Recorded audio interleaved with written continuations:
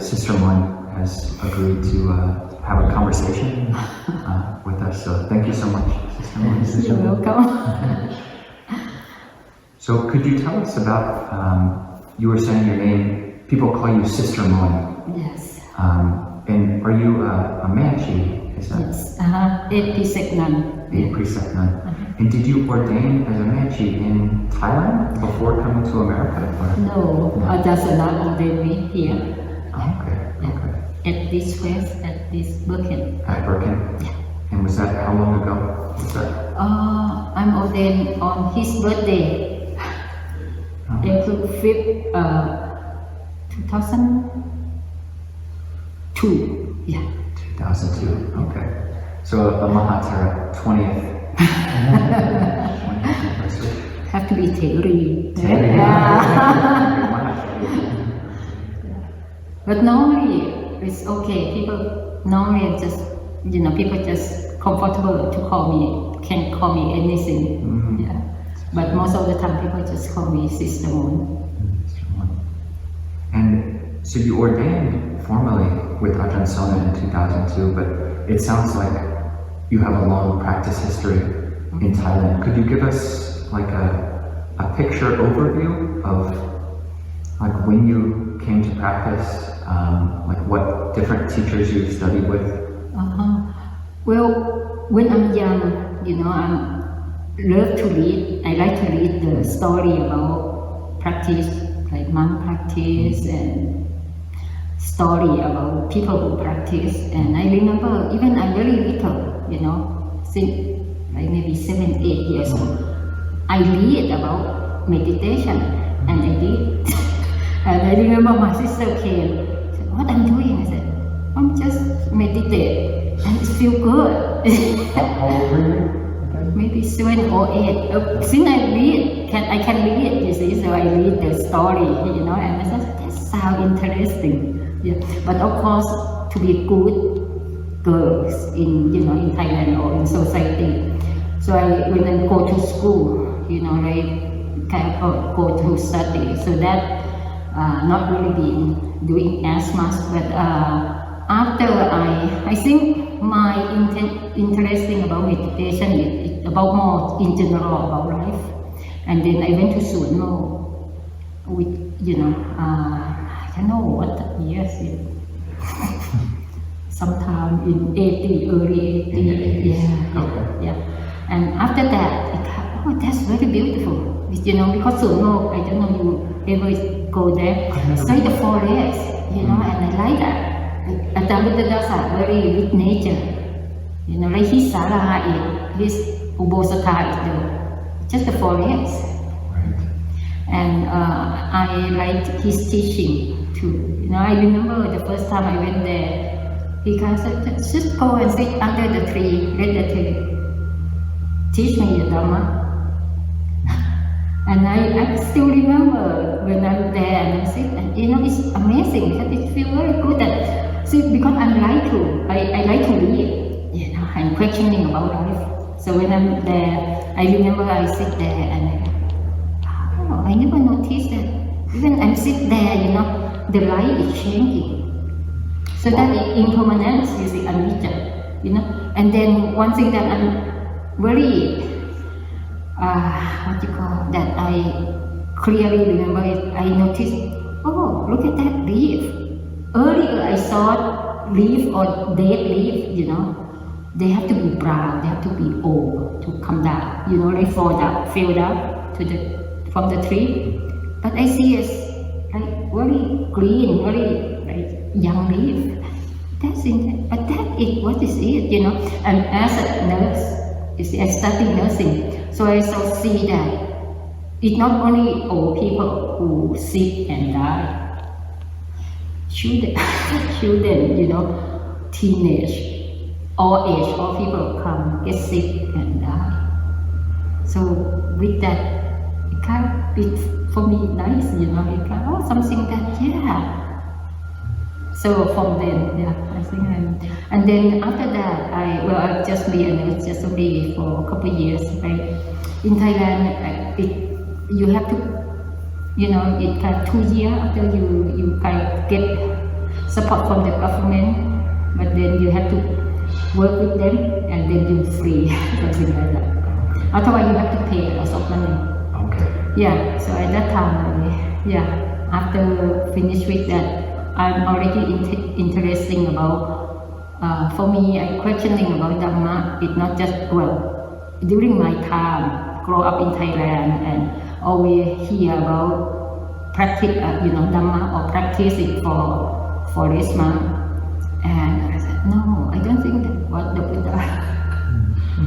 That's not, it should be for everybody. And because it's the truth about life. And it's helpful, useful. So then, So, growing up in Thailand, it sounds like you grew up in a Buddhist family. Oh, well, they go to temple to offer food, but not every day, and we not practice. But for me, you see, Dhamma, they kind, they caring, they're very nice people. But if talk about the sutta or like Dhamma verse, some is not what they live. But for me, Dhamma is in life. But again, because I like to read, you see, so I read different books, and this is very interesting. I read this Shantan, I read Hluang Po Chai, I readท่านอาจารย์พุทธดาสะ read ท่านเจ้าคุณประยุทธ์โต Could you read English at that time? At that time, not much. That time, before I came here, I thought, no need for me to leave Thailand. It's the quality, see, not about like people happy. In fact, my friend, I have a friend who we work together, and she more Westerner than me. So she would like to go to Wat Pa Nanachat, and I will go to Sono. We learned about the practice, and she keep asking me to go to Wat Pa Nanachat. Say, oh, Ajahn Pasan, no, Ajahn Chaya, and Westerner monk, no. Well, because at that time, you see, when I see Westerner monk, they're very strict, and so I thought the teaching, the Dhamma, is to be happy, not happy like that, but to not strict. You thought it was too strict. To tempt, and I see, because I also have a lot of friends or that monks. So when I visit, I see all these seniors, Hluang Po, Hluang Ta, they're happy, and they're not that tame like young Westerner monk. But now I think when I met now, after like Ajahn Pasanno, Ajahn Sumeto, now they're very nice, they're very kind, they're more, I think time also make it more flexible, understand more. But yes, because I come here, so I see that very important for, at that time for them to really more strict, because your condition of growing up differently, you're more like free, so you need to become more violent. But for Thai people, we already free, so we need little, more freedom. Yeah, but also I think we already have our kind of, people know when with monks, we already know what to do, how to, respect monks and teach monks, those, how to offer things, but with Westerner, so you need to learn more. Yeah, everything is new. Someone, you spoke about this one interaction you had with Ajahn Buddhadasa, where he told you to sit under this tree and learn Dhamma from it. I know you spent time with Thich Nhat Hanh a lot of time. Do you have any stories from your time with him or teachings that really came out to you from him or other senior Ajahns you spent time with? With Thai, I call him Thai. Thai is kind of teacher, Ajahn, With Thai, Nathan, for me, I see he's very kind and he's so, compassionate. Like he poet. His words is very nice and gentle. And I like to read, or one is why I still remember his poem, some of them. Human is not our enemy. It's ignorant. because we don't know and we react in the way that hurt ourselves and others. But it's not the self, it's just the not knowing. And so there are many things that he very good with that communication. And for me, oh wow, nice, very good, And like one poem that I like, alone again, I will go on with my bent head, realize that, love has become eternal. On the long, rough road, the sun and the moon will continue to shine. For me, that's, Like many of his poem or his saying or writing, it kind of, he can communicate in a nice way, But that is, Did you practice one of his teaching styles, which I really like, which I think is more practiced in Mahayana Buddhism, I think based on the Avatamsaka Sutra, these teachings like when you're brushing your teeth, you say, brushing my teeth and rinsing my mouth, I vow to speak words which are true and loving. Did you practice any of those? Like when you wake up, you say a verse, brushing your teeth, you say a verse, when you put on your clothes, you say something special? No, I not use those words, but my personal, I'm just kind of try to remind myself, okay, bring the Dhamma, bring, the teaching in my life, awareness, or, be mindful, whatever I do, can I remember to do that? But also because earlier when you asked me about I spend time with Thanadam. So one thing that, he teach Itapajiyata, Anatta, Sunyata, and also Tathata, all these things. And for me that being helpful is, can I do things, like his teaching will be walking with our walker. Walking without a walker. Like no body, No. And sometimes, I remember sometimes I wrote a letter, to one is earlier, sometimes I wrote to Ajahn Amaro or ask how he doing, I love to sit, a sitter, I'm a sitter. Sitting without sitter in some way, But yes, I like to sit, I like to sit meditation, Okay. What do you think he meant? Like, how would you talk about tathata with people? You talk about sunyata, tathata, anatta. Oh, it's such a, like in English, but in Thai, Shannan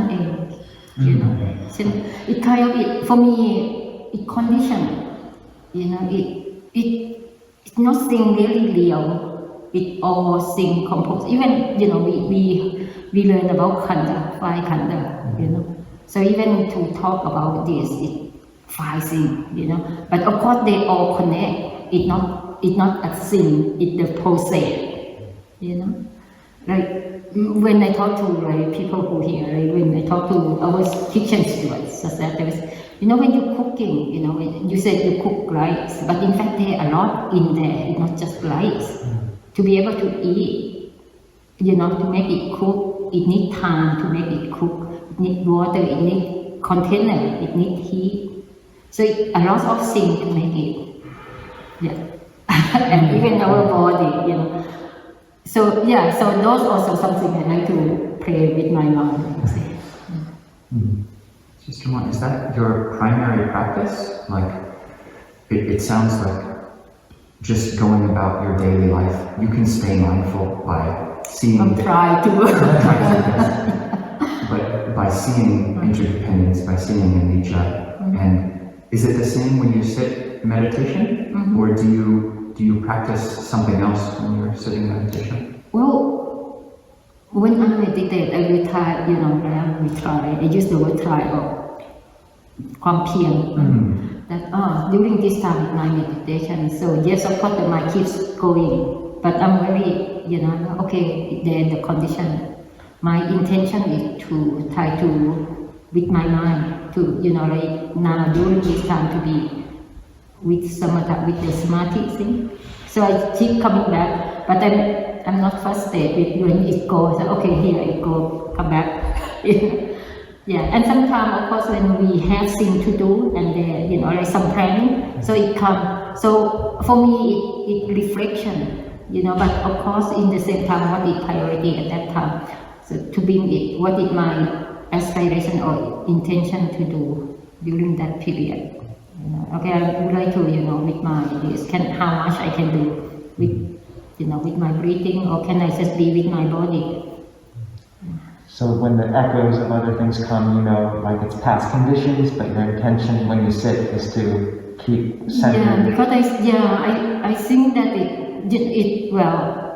the outer thing with my, I think the Buddha have very good reason, that why he encouraged us to do formal sit.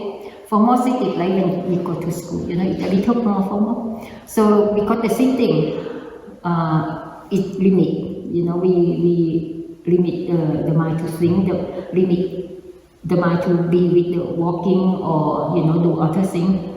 So I can, okay, during that time, can I try to be here? But when I do some other thing, because my thought is I think that the Dhamma is kind of, being Dhamma more in that way, right? Whatever we do, Dhamma with us.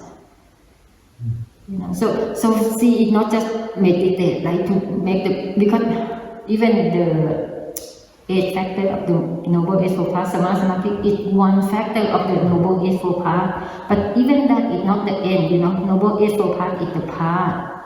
But yesterday when we talking about the ultimate goal of the teaching is, like people said vipassana or wisdom, but wisdom also they tend, like wisdom is samayana, but then samavimut, to be free from suffering. That is more, But yes, we on this path, so how could whatever happen now, if we remember, can we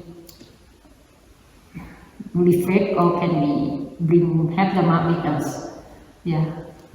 So you are somewhat in a unique situation. I mean, you grew up. You mean not normal?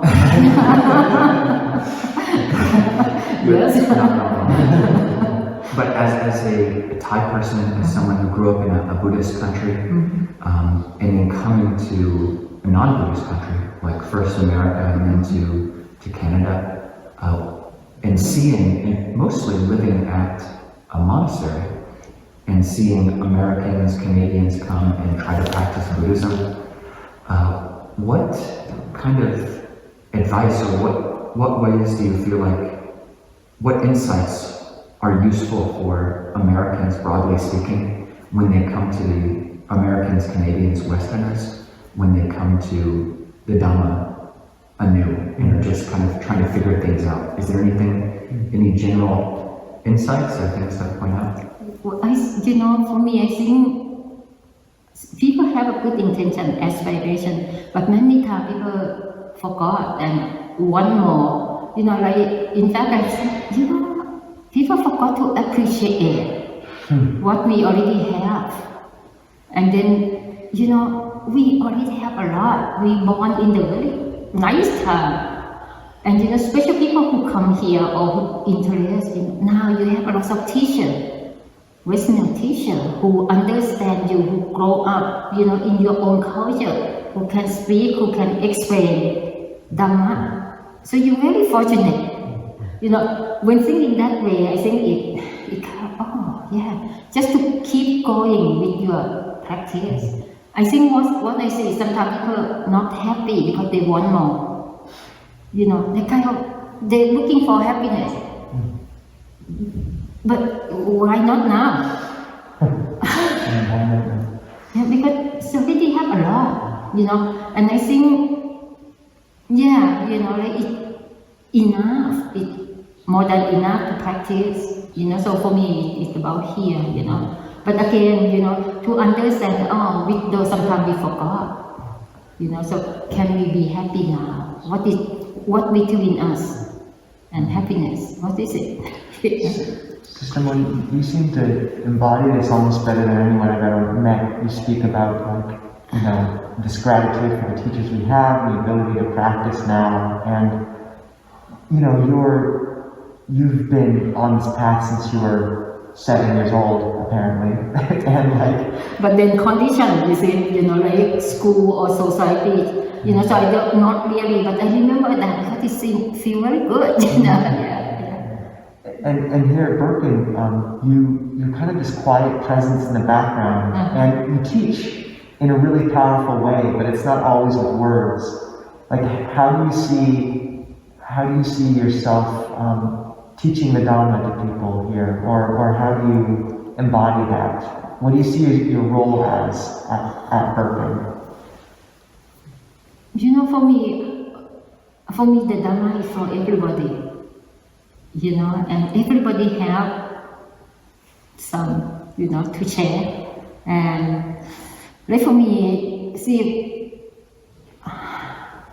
you know, I'm reflect, you know, like, okay, here, what is the Dhamma, and then can I just be example in that way, you know? And also earlier, when we talked earlier, I talking about, you know, the teaching or the theory or the information is helpful, it kind of guideline, but it needs to be directly experienced.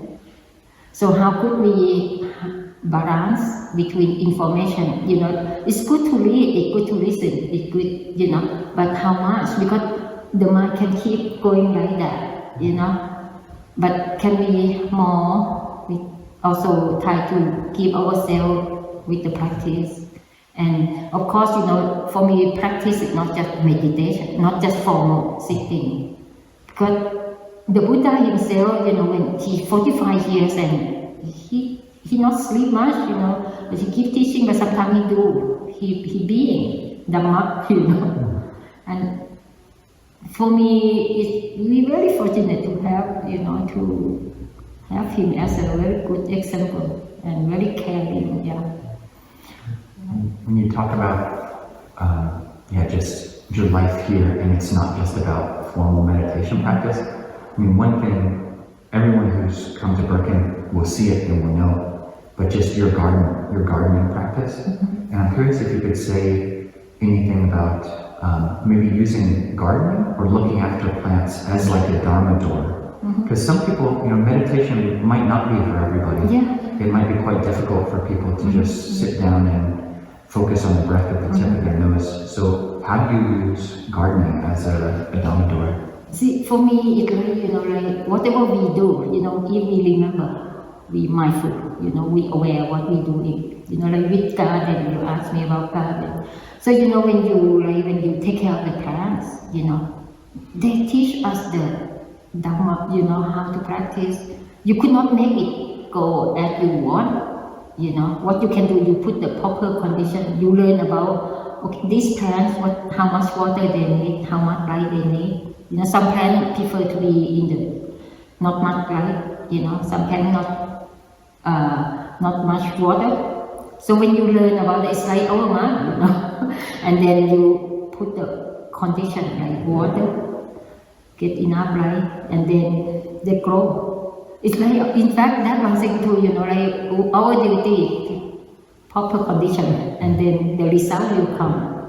You know, flower will bloom. But also the other thing that I like to talk, like earlier I mentioned to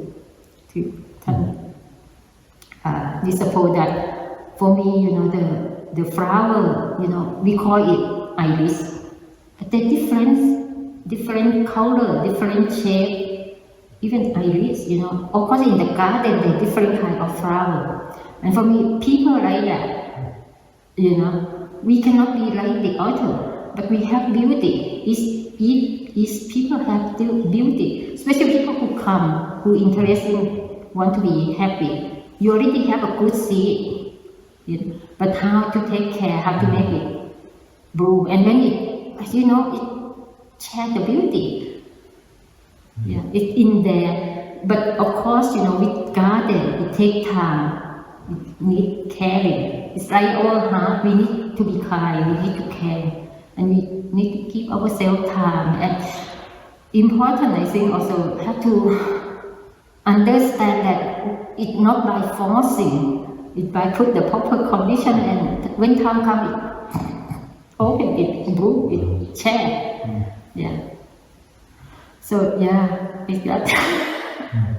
That's beautiful, and that's, yeah, I think it is more expressly talked about as a practice in the Thich Nhat Hanh tradition. Yeah. But for many, theravada practitioners in America, just don't have as many teachers as you have in Thailand to choose from, lay and monastic. Do you have any other main teachings or teachers that you repeatedly bring to mind, or when you were in Thailand or now, like just influences? ท่านเจ้าคุณอาจารย์ประยุทธ์ Yeah, ท่านเจ้าคุณอาจารย์ประยุทธ์ For me, he sick since he young. That's why one of the reasons he become a novice and continue. But he not let the body, the sickness limit. He's so kind, and he's very knowledgeable, and and he's very caring. He understands, like history, and he have all this knowledge, and he share. Very gentle, very kind, very compassionate. Yeah, and with society, people ask, so Dhamma, with economic, with this economically, he wrote those books. Buddhist economics. Yeah, something like that. So wow, and I said and for me, he's a very good example. That he's very sick, but when you look at him, so how much he really caring. The doctor told him, in fact, หลวงพ่อชาท่านอาจารย์พุทธทาสท่านเจ้าคุณอาจารย์ประยุทธ์ and หลวงพ่อคำเขียน the other monks, หลวงพ่อคำเขียน also he more quiet but he's so kind. Disciple of Argentina. Yeah.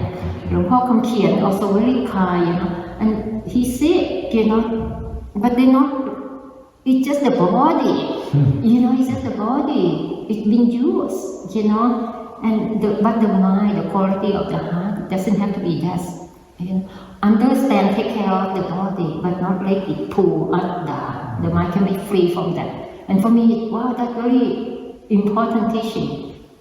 Yeah. So I'm curious, just mentioning Ajahn Kamkien and other teachers in Thailand, and you had just earlier mentioned about having done activist work in Thailand, like specifically environmental activism. And I'm curious how that has changed, or how you were able to take your activism and mix it with Dhamma. And if you still do that, and what advice you would give, because this is something like many people who come to Buddhism in the West are also interested in activism, like how can they bring the Dhamma into the world and make the world a better place. And I'm curious what advice you would have, because you've been doing it a lot longer, the interplay between these two. See, in the beginning, because I was activist, I protest government, I do all this ecology and, politics or whatever. You were in Seattle protesting the WTO? Yes. But for me, it's not just, like when we see something not proper and it affects a lot of people, we should do something, but not do with angry, not do with violence. My way of doing it more non-violent, and how could we stand, that, and kind of try to tell the different way of society. And then I think what's happening, I noticed, the reason why I not continue as an activist, because there's the limit, like if I'm there, I told you that if I'm there, it's kind of my personal, I have to do. I cannot let my friend just work without not help, But I also aware that I need, this is important, the inner. And that one thing. The other thing is I know that many of my friends, activists who, social worker activists, they have a good heart. They caring. But one thing that many times what I notice it, they easily angry. You know, they get frustrated. And so my question at that time before, like, it's interesting, you know, you care, you want people to be happy. How about you yourself? Why? What is that happiness gone? You know, this is very important person. But also, when you're angry, when you're not happy, your friend, your family also get those results. You know, but of course we know that we could not. Many times here when I first came here, I noticed one thing that I thought, that's interesting. You know, we care, but sometimes we're not aware. So we hurt most of the time we hurt people we care. You know, friend, good friend or family. We don't want to do that, but what happened? And we did that to each other. So I kind of feel, you know, we need to do something here too, you know. And then when people come, you know, when we have guests coming, and of course they have family, they have work. So one thing that I'm trying to share or encourage people is that, you know, don't wait that you have to come to the monastery to practice.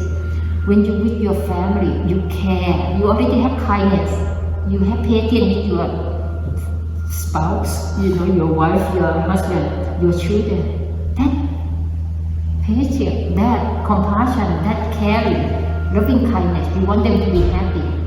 That's activism. Yeah, for me, you know, remember that, you know, and of course, you know, like anything with your friend, in your workplace, yeah. So, and of course, when but it's not easy. So, you know, I think my main reason why I'm not doing that, because I feel that if I believe in that it can be done, that we can be good friends, we can help, but we need to, you know, commit. And, you know, I could not expect others to do.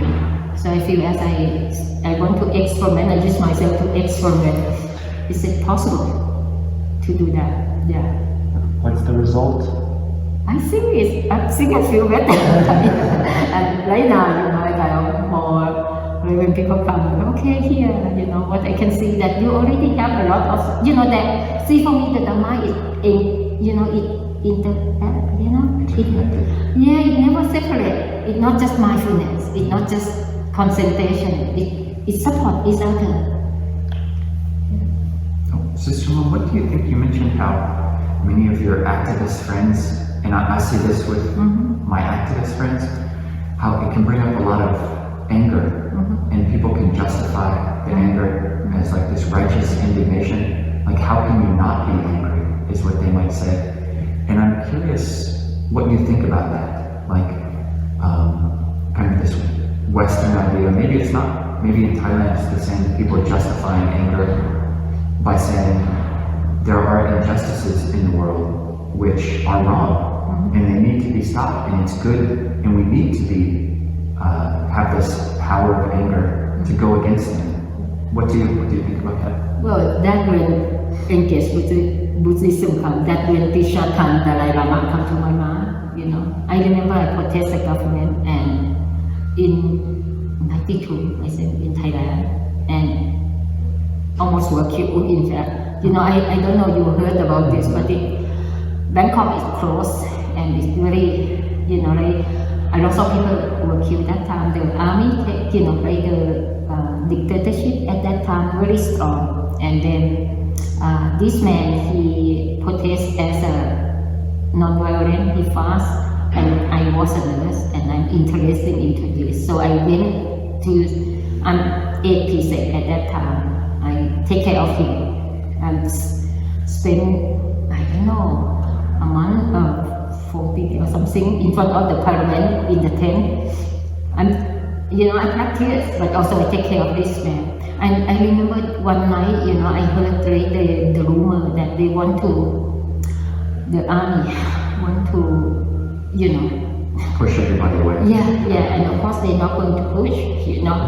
And that time, well, because we also concerned about everybody's safety, so I'm only a woman there. Yes, and outer is more male, you know. But he listened to me, you know, this leader, and I kind of know that he also concerned about my safety. So he said I should go, you know. But I said, how about him? you know. And he said he not. So I said, that's okay. Because for me, that time becomes democracy or, you know, bigger than life, you know. And I remember that night, you know, since afternoon, we heard the rumor that, oh, they're going to come and, you know, capture, or as a woman, they may hurt more than that, you know, before. And that time, I kind of course, that, as I said, I meditate too, you know.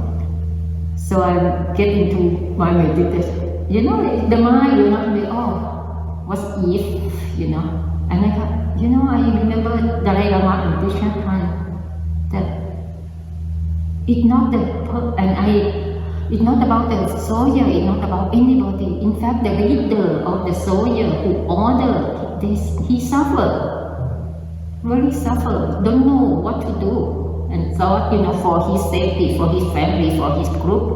So he had to order something, but because he don't know, it's not a person, you see. And I feel that when the Dhamma really come to me, you know, that, yeah, kind of, can I compassion to him? And what if something bad happen? Of course, I don't want something bad to happen, but what if it happen? Can I just, maybe my karma, maybe, you know, can I continue not to angry? And yes, you know, that, in fact, I got very good meditation that day, you know, that night I remember. Yeah, it's very good. And that when this is, for me, that is the Dhamma. Did you stay there? Yeah. And did the army come? Huh? Well, no, in fact, they're not. That day, you know, it's very interesting, you know, because, oh, yeah, this is very good, you know. I sent my way of doing, you know, okay, can I, you know, if it's happened, it's happened. This is just, the body is going to die anyway, you know. But can I also to everybody, including especially for the soldier who, because that's not good karma, that they harm other people, you know. But it's conditioned, you see. Of course, the truth is the protester not that peaceful, you know, because when people being pushed, as you said, they feel they need to push back, but then it makes things worse, you know. But it's conditioned, you see. It's the human being, you know, it's not easy, yeah. So, but can I just accept, you know, open to that, but not, you know, just understanding the condition, the situation, and yeah. But fortunately, that night, I think about 2 or 3 in the morning, you know, we heard that the king, you know, called at that time, that year, the king called both of the leaders and just, you know, stop this, it's not good for anybody. So, and that, you know, it stopped. Yeah. But for me, those, you know, kind of, wow, it's nice, you know, to, and that yesterday when you asked about, you know, like, you want to establish your monastery and should you have, you know, like, ask some help. For me, the Dhamma, you know, the Dhamma protect us as long as we keep practicing. Yeah. Yeah. You protect the Dhamma and the Dhamma protects you. Yeah. So like when you were in that tent that night with possible danger, just reflecting in that way and being able to remember how important non-violence is, you were able to actually have compassion for the soldiers, for everyone. Well, that time I kind of, you know, well, you know, what else? You know, I kind of, yeah. And, but again, as I said, you know, Thai teacher Tan did not come to my mind, Dalai Lama come to my mind. That, yeah, fortunate, I have some people who, good example that they can be done. You know, Dalai Lama, he will take away his country, his place, you know. But the way he said that, they already take everything from him. Why he have to give them his heart, you know, his peace, his compassion. It can be done, you know, and I think, yeah. And that's what when I said, you know, that we fortunate. But we have to remember, we keep forget that how fortunate we are, that we born in this time. That very good. Consider, you know, if we born during World War or something. The condition not support, but now we already have very good condition that support external condition. Now what we have to do is we have to, with our condition, inner condition. Yeah. Do you think, Sister Mon, the reason that night was so important was because it was like the time you decided to put the Dharma above everything else, or this view of everyone as this compassion for everyone above all of these other stories about other. Why was it such an important moment? Well, you see, for me, like it can be done. Like the mind don't need to be in that situation. At that time, that night I have good meditation too. This is very peaceful. This is good. And it's just, see, when the mind in that situation, I think it's just, you can get condition, and when use the word condition, for me, external, whatever, can, they have their way, like the Buddha said, their five niyama, all those law, law of nature, the law of biology, the law of environment. But the mind itself can be free. It can be just, when we accept it, it's just the condition. It's just suchness. It's just all those. But of course, and those, I think that it's kind of important for me. Kind of direct experience. But of course, right now, when things happen, so it's kind of, I need to reflect, I need to continue, I need to, with my practice. Well, fast forwarding from like your days, practicing activism in the world and on the streets, into your activism, just living in the monastery. I'm curious if you could give advice, to anyone, thinking about living in a monastery for a long time. People are inspired by Dhamma, and they want to come live in a monastery. What advice can you give in general? First of all, when we use the word monastery, monastery still have the apple, have the leader. And for me, it's very good, in fact, you see, for me, I'm fortunate I don't have to do that,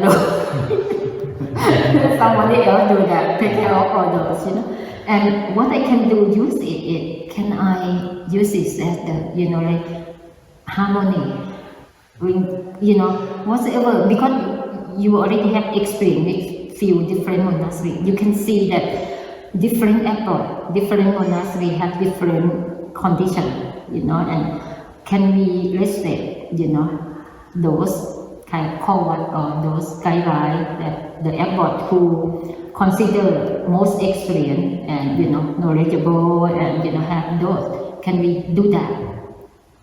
Because when you in this monastery, they're different from the other monastery, but for can we use it as our practice when we go there? Can we try to use it as our practice?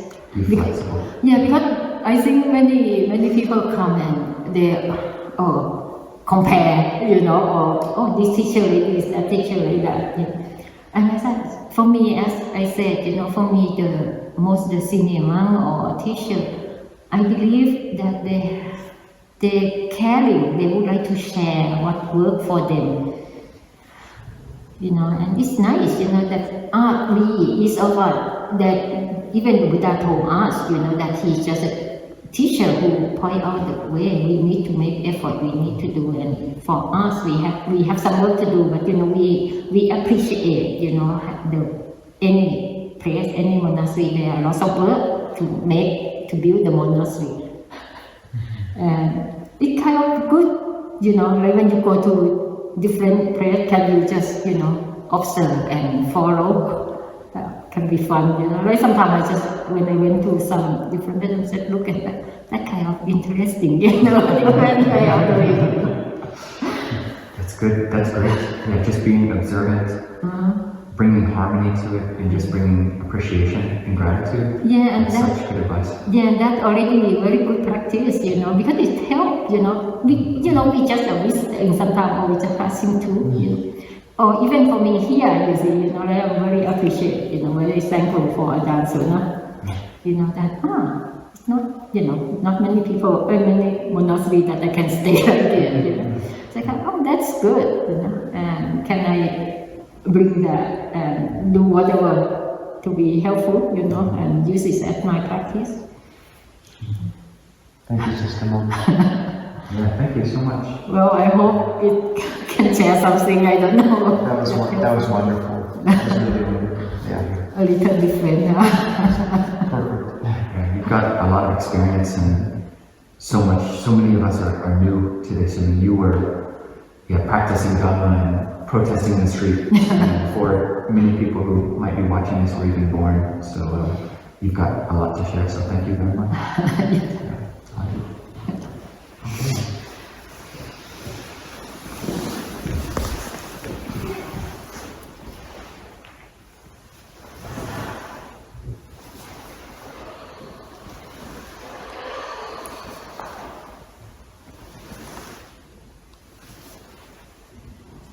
Thank you so much. That was wonderful. Well, hopefully. That was so great. Yeah. You've got a lot of wisdom to share. And, Thank you. Was this your first time being interviewed? Yeah. Kind of, yeah. Well, Dinka wanted to do, Oh, yeah. And I thought, Dinka, because, see, with Dinka, and I hope it's not too much for you to, because my English or is not clear or something. But with Dinka, she very in detail, when Ajahn Suna did the talk, it takes her long to eat it, to all this, make it nice. And for me, I thought, you already have lots of things to do, right? She do mine, it's going to take her long. So I said, no, it's okay. You got the first Sister Mon interview. Yeah. And we also we had to ask 4 times. So Dinka does not ask. Well, Dinka, keep asking all, she all there. But because I hope it's not more work for you. Because with Dinka, Dinka is not Ajahn himself, he very, when you go to... I saw that. Yeah, there are lots of things, you see, and then